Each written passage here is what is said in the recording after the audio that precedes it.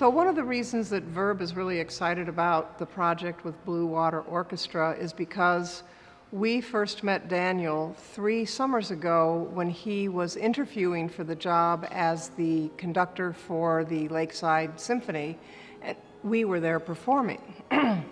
So we didn't really talk to him at that time, but he saw one of the pieces that we were doing, which has now ended up being the piece that's on this program tonight. And then 2 summers ago, we worked with Daniel and did another piece on the program tonight that we did then, which is the Adagio for 2 dancers. So 2 summers ago, when we finished our performance at Lakeside, Daniel brought to our attention that he is the conductor for the Blue Water Orchestra, and since both are in Cleveland, wouldn't it be great to, have a collaboration together?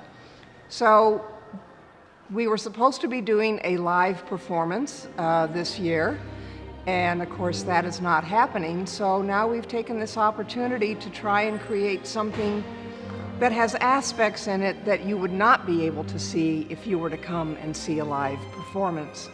So now, of course, during the pandemic, it's more important than ever that the arts groups in Cleveland get creative about how we're going to be connecting with our audiences. And I thought, why not include an incredible collaboration with Verb Ballet as part of our season, our virtual season?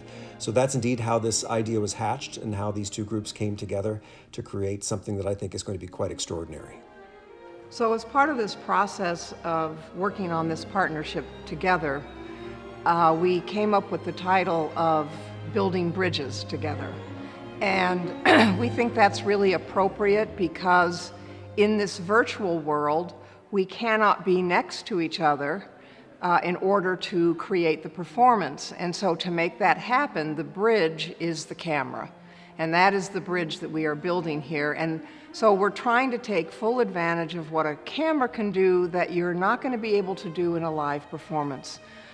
What I think is so extraordinary about this collaboration in particular is how close that you can get to the performers. You can really get up under the noses of the performers, whether it's the dancers or the musicians, and see how intense and how physically and how emotionally draining it is to perform these works. Even though they're not necessarily long pieces, they're really intense in terms of their emotional and their physical content. So I thought it was really important that we had an opportunity to see that up close and personal. So it's almost as if you're sharing the stage with the musicians and the dancers in this performance. And we will be able to draw your attention to the choreography, elements of the choreography where we think are very interesting, so we might add a special effect with that. You might see a close-up of it.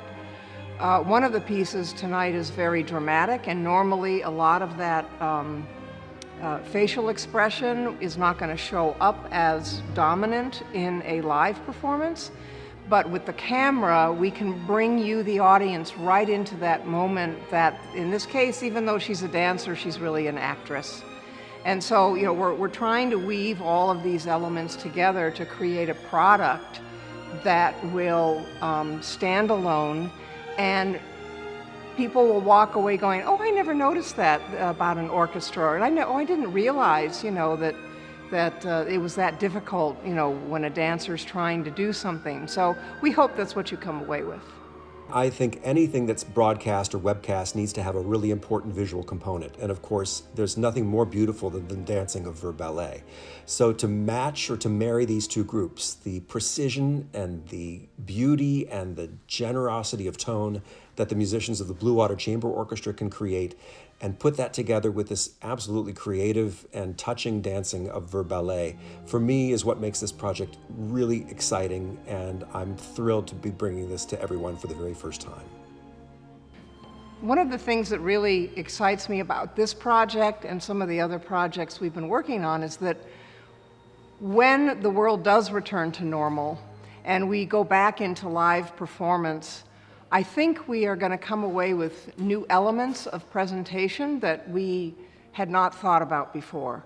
And so what we're looking for in the future is more of an incorporation of the camera into the live performance aspect of things. And we don't know what that is yet. We're still experimenting and we're still learning.